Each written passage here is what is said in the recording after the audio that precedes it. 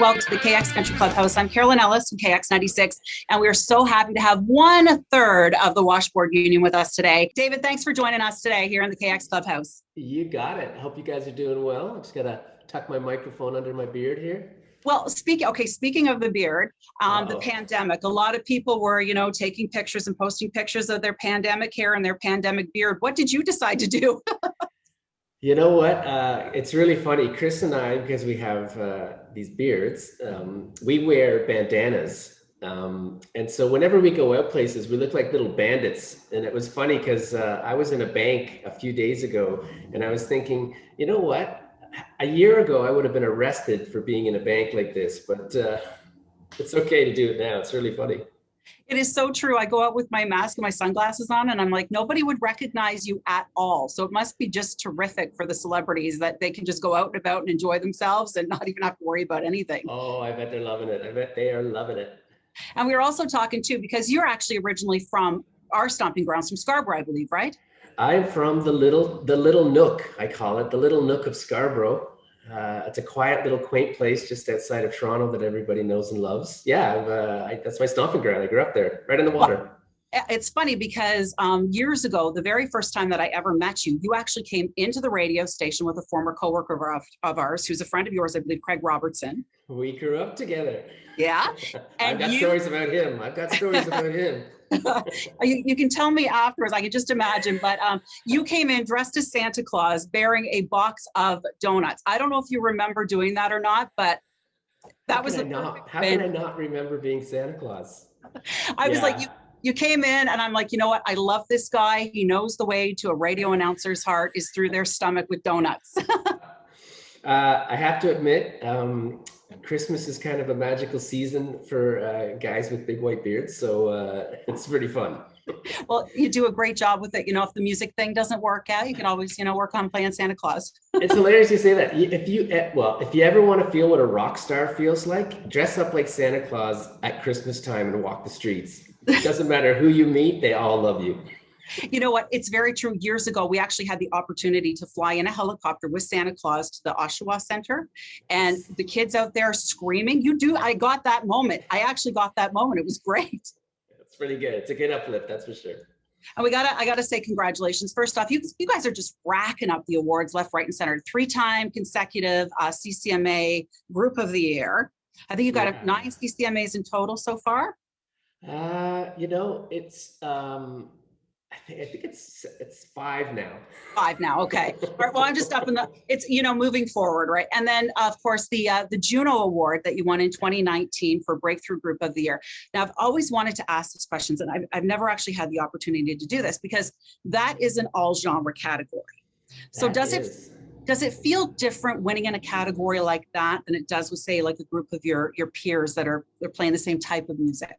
Well, it was pretty incredible. It all happened so fast, and we were absolutely blown away that a country act actually got nominated in that all genre category. And some fantastic artists and groups who we've become really good friends with since then, which is really cool. But yeah, you're right. It was an all genre category, and it's kind of like the national scene, and you always think in the back of your head, well, this is gonna go to one of the the more prominent national groups, and they called our name, and we were absolutely stunned. I remember looking over at Aaron, and he had just taken a big bite of his dessert. Oh no. But he did it. That's how confident he was that we weren't going to win. So he had to quickly finish his dessert, and we ran up on stage. And then when we found out afterwards that we were the very first country act ever to win that award, that was pretty cool. And it's not a testament to us as the Washboard Union. It's a testament to where country music is across Canada. And we thought that was really cool. And so we celebrated that with all the country artists, because it's a big nod to country in Canada. Oh, absolutely it is. And let's talk about your latest album, Everbound. We're on single number 4 off that album. We had Doc Rock, we had Country Thunder, If She Only Knew, and then the new one, which is being released, I think it's tomorrow, Never Run Out of Road. That's right, yeah. Now the latest single, you're actually singing lead on that one, which is something that you don't normally do. So how did that come about? Yeah, so we all love singing and we all have very different voices. It just so happens that I kind of have the high harmony line. So it doesn't matter if Chris is singing or if Aaron is singing, I'm kind of on top of them with my harmony line. So it's just a natural place for me to sit, and I love it. I love doing harmonies. I just love that. I love that feeling when those three voices come together and create kind of one magical fourth voice that none of Yes. us actually have alone. So it's really cool. So I love it. I just absolutely love it. But this was a song that just kind of suited my voice and the style. So so I took a crack at it, and yeah, and it flew. And it's off Everbound. It is our fourth single, like you said, and we just love the sentiment of the song. Especially now, because we don't ever want to run out of road, and you know, that's just such a positive vibe in our lives right now. We've got to talk about the videos too for If She Only Knew and Never Run Out of Road, because they were released as a double video. It's kind of a continuation. So how did that end up coming about? Well, I don't, if you remember our previous single to If She Only Knew was Doc Rock.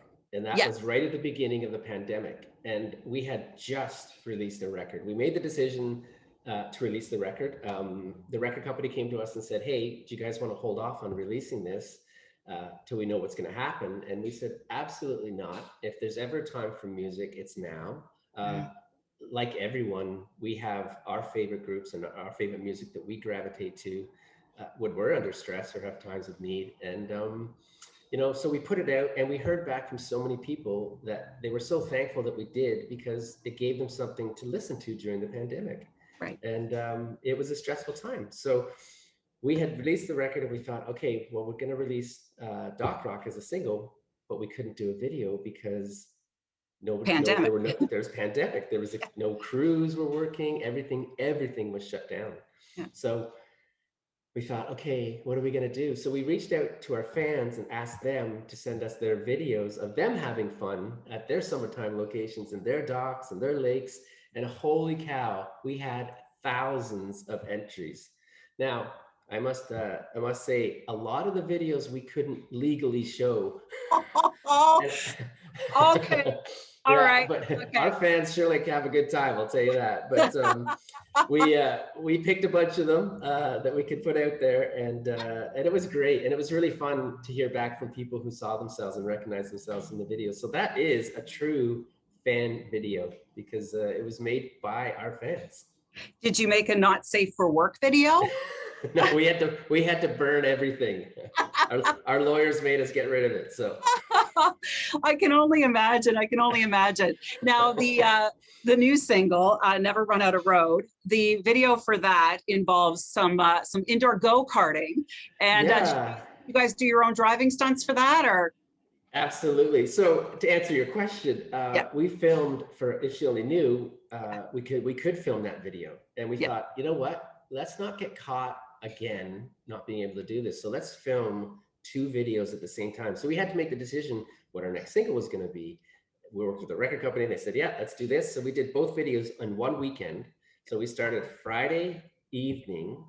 Wow. And finished Monday morning as the sun was coming up, and the crew and the actors were absolutely amazing. And our two leads, like they're pretty young kids, and they did such a great job. And it was great because all their parents came to the video shoot, and so we got to meet them and everything. But I was so proud of them on Monday morning, because you know, they're going off, and I'm like, well, I guess you're gonna go home and rest now. And they're like, nope, off to school. It's just like, nice work. Do you remember having that energy? I remember having that energy. I sure do.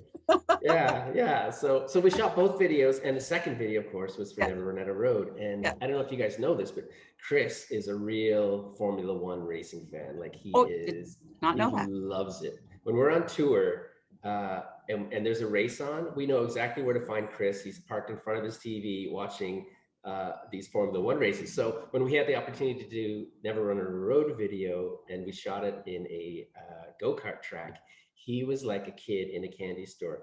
I remember him putting on his suit. I don't think he took it off from the minute he put it on till Monday morning. I think he drove home in his racing suit. So So he puts on his suit and we could not get him off the track. Like, it was like, Chris, we gotta go. He's like, one more time.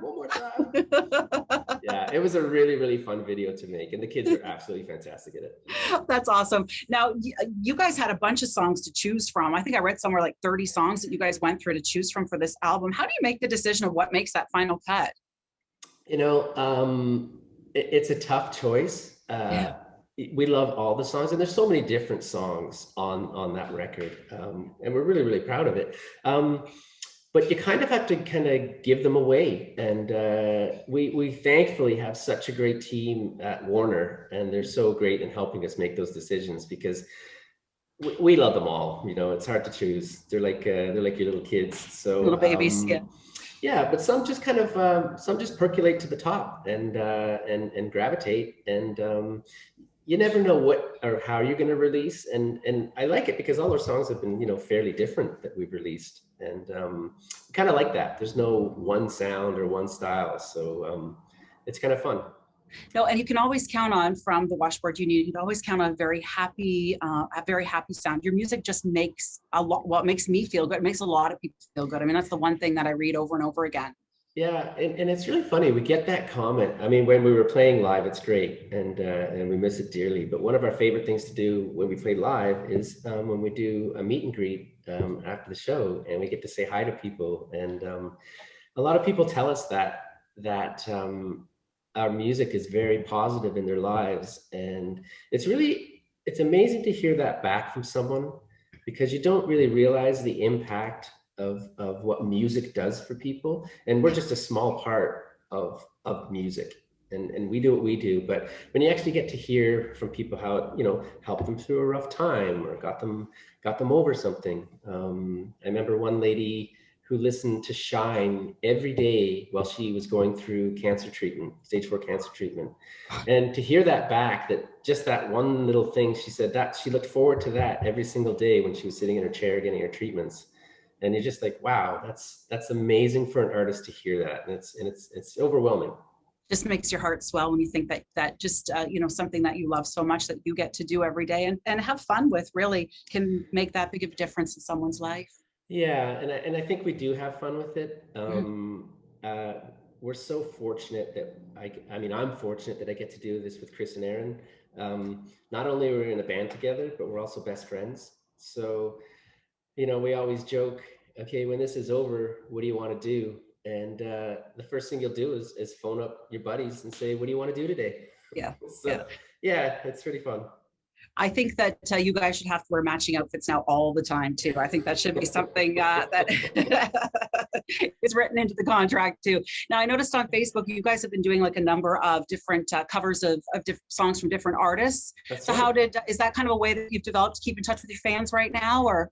Yeah, I mean, hey, we love music and we love playing the songs of different artists too. I mean, we're no different than anybody. We've got favorite cover songs that we love. So we thought it would be fun as a little switch up to do some cover tunes that we love. And the response has been amazing, actually. It's been pretty fun. Yeah. Do you have a favorite one to do? I don't know if we've done a favorite one yet. They're all so different, and then I think again we put our little Washboard spin on it. So right. Yeah, so they've been all really fun to do. We're doing a bunch more too, which is fun. Excellent. Well, we'll have to watch your Facebook page. I also saw on the Facebook page too that Chris's wife managed to track down his very first instrument that he ever had, that little Musketeers guitar. The mouse guitar. Yeah, the little yes. So if somebody was to track down an instrument, the very first instrument that you ever owned, what would it be? That's a good question. The first one, I played piano when I was a little kid, and I also played trumpet. Did you really? I was really fortunate to go to a school that really focused on music, starting in grade 3. So we had a whole music program, and it continued from K to 6, and then it continued in 7 and 8, and then in high school. So was really fortunate. I always wanted to be a drummer. Yes. Oh. And they would never let me play the drums. How come? I think they had a lineup of kids that wanted to play drums. So I just wasn't at the forefront. I guess that's the equivalent to being a goalie on a hockey team in Canada, right? Yeah. Want to play the drums. That's it. That's it. My friends actually became the drummers, and it was pretty fun. And, That's and awesome. and and our good friend Craig, who you know very well, was a drummer. So he got to be a drummer before you did.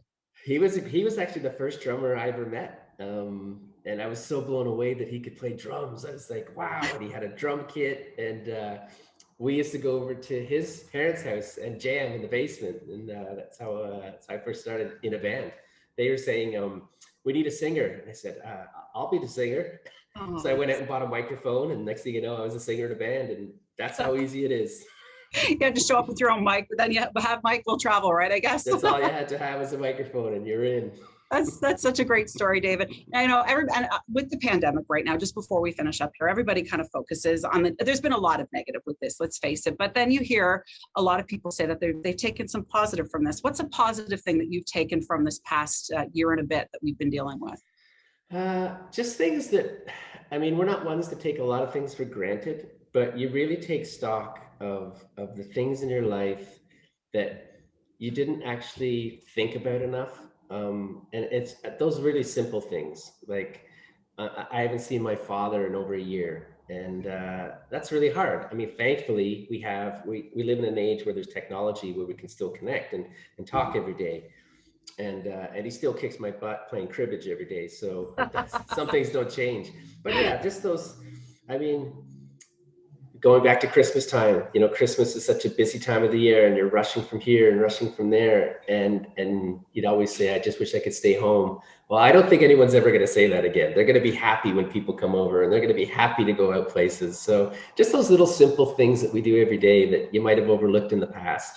I think we're all going to start taking a lot more stock in those. I could not say it better myself. David, thanks so much for taking the time to chat with us today. Congratulations on the new single, Never Run Out of Road. It's being released tomorrow. The album Everbound, of course, out now with just hit after hit after hit on it. So it's been a pleasure talking to you, and we can hardly wait to see the Washboard Union live in our backyard again very soon. I know, we can't wait either. And we will be hugging people and holding on next time we see each other, because we're all going to be safe again. Beautiful. I look forward to it. Thanks, David.